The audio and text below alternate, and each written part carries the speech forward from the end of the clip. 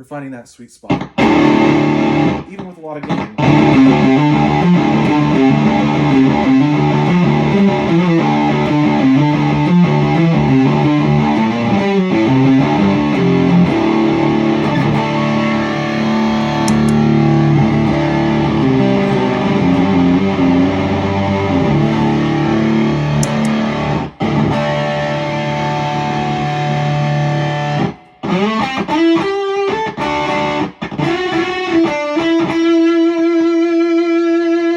So I'm going to run real quick through the starting settings for Machina II, which is about 6 or 7, around 2 o'clock.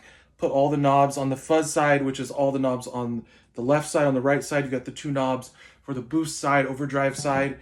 That's kind of my default setting when I'm testing the pedal. I want to hear it's doing what it's supposed to be doing. So you've got your boost. In the top position, it's more saturated. In the bottom position, a little cleaner.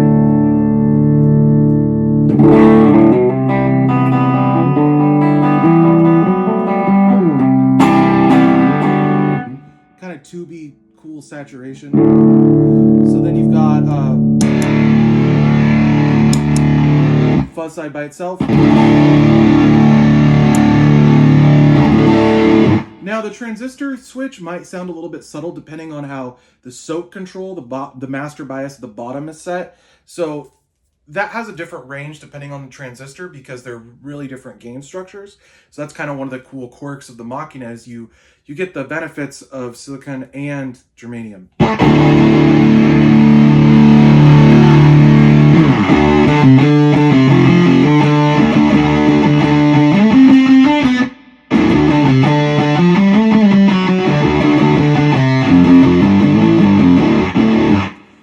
Show you what happens to most players when they first turn on their Machina II and they don't have things set tied to the sweet spots. So you're going to start hearing some squealing noises and it almost seems like it's not going to go away. You're like, what? Oh gosh, what am I going to do? But you know what the secret is? Squish and gate. Just like on Creature Pedal, squish and gate set to the right settings is going to find you that sweet spot very quickly, and you're going to be able to get a very usable tone. So even combining both sides using a lot of gain, you can still find the sweet spots and kind of tame the monster, as it were.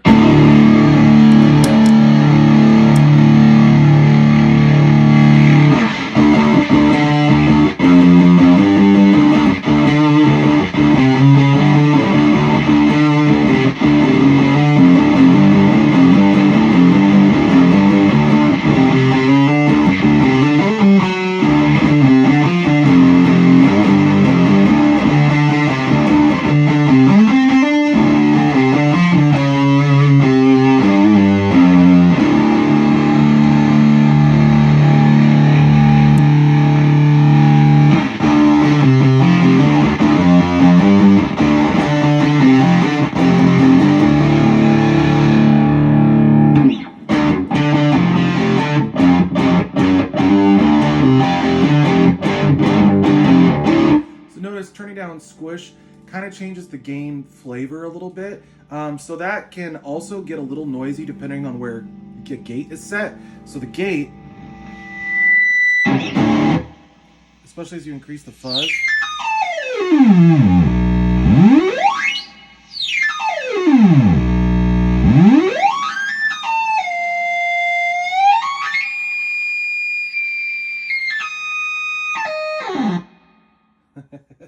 if you ever get lost, just remember squish and gate at 6, 1 o'clock, 2 o'clock, whatever, should work on pretty much every Machina.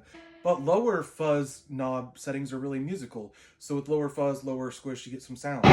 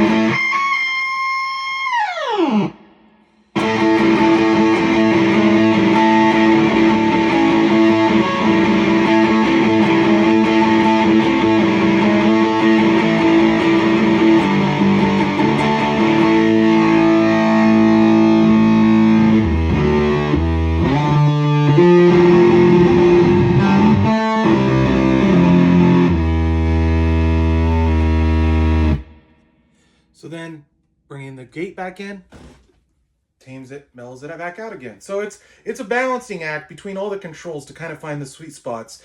And as you get used to the Machina II, that'll make a lot more sense.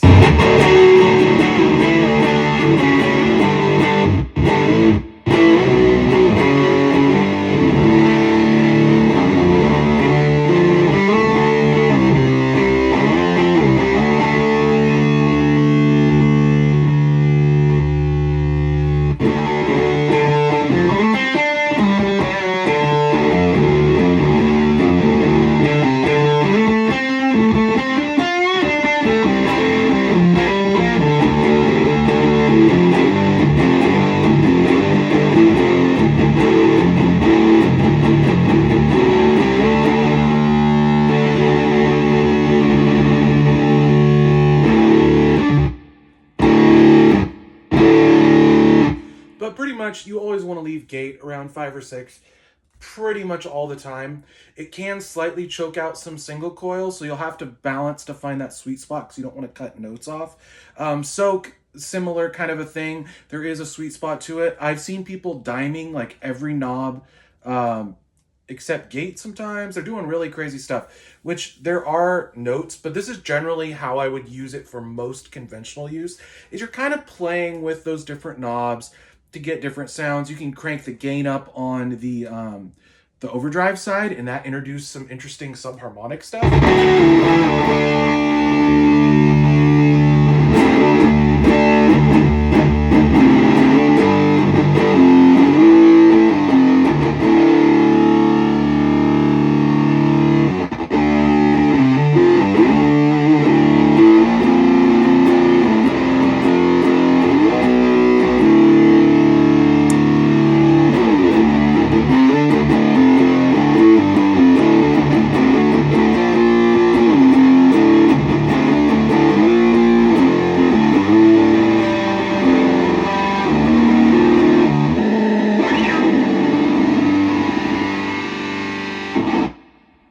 Like I said, it's a really small amount of turning too. What really freaks people out is they'll get stuff like that, and they can't seem to find the sweet spot, and they're finding it, and they're like, ah, it's broken, it doesn't work. What am I gonna do? It's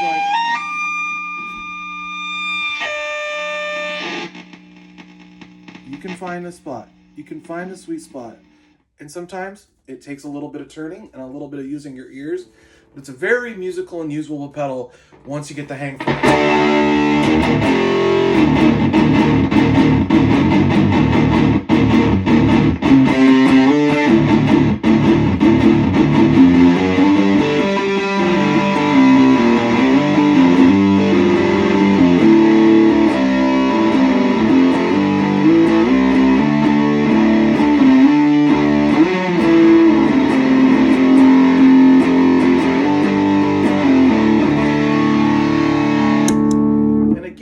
you have multiple channels.